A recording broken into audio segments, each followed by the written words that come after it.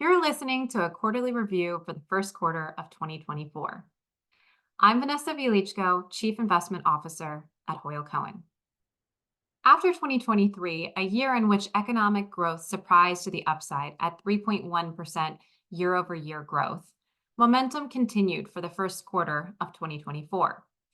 Driven by a strong consumer supported by low unemployment, an increase in real wage growth, with inflation well off its peak, savings finally delivering decent income levels, and the vast majority with debt in mortgages at fixed rates under 4%.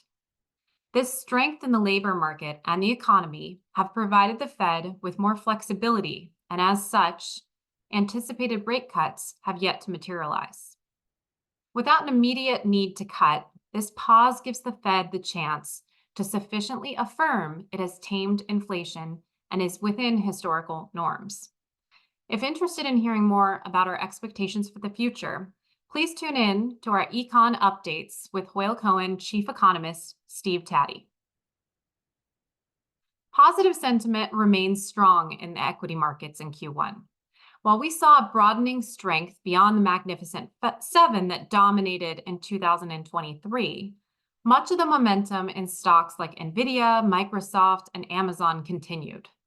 Valuations continued to expand, with the market reaching new highs, making April's market declines a healthy and natural reset. Excitement tied to the expansive benefits of artificial intelligence dominate many of the headlines, with eyes towards potential productivity and margin enhancement in industries beyond the tech sector. While less significant than 2023, the concentration of outperformance in large growth stocks continued throughout the first quarter. With small companies lagging their larger peers, we view the valuation differential as an opportunity for long-term outperformance. The fixed income market continued to exhibit higher levels of volatility than historical norms, with core bonds, as measured by the Bloomberg Aggregate Bond Index, ending the quarter down 0.8%. Meanwhile, economic and corporate strength supported the high-yield bond market, which ended the quarter up 1.5%. Despite valuation challenges related to interest rate uncertainty, investors are now able to secure income levels well beyond what we've seen in the past decade out of fixed income. For example, the 10-year Treasury ended the quarter yielding 4.2%. It's since climbed to about 4.7%. Meanwhile, the 10-year Treasury spent much of the past decade in the 2% range. So when rates go up, we view this as an opportunity to secure higher, longer-term coupons for our clients. The past couple of years have challenged the traditional diversified portfolio.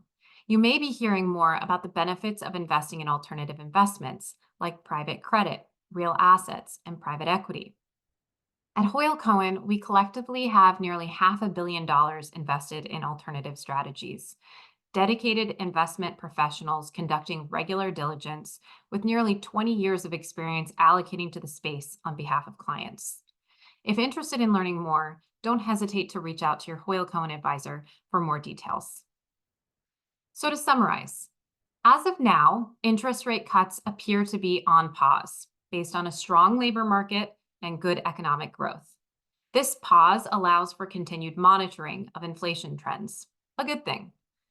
Uncertainty regarding interest rates has led to volatility, most notably a significant increase in the volatility of bonds relative to historic norms.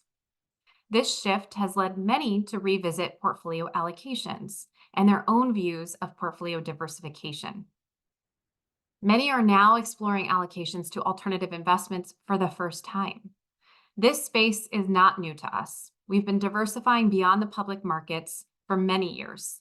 We'll continue to monitor the macroeconomic landscape, emerging secular trends, really take advantage of these elevated income levels, all while opportunistically allocating to long-term targets. Thank you for your time.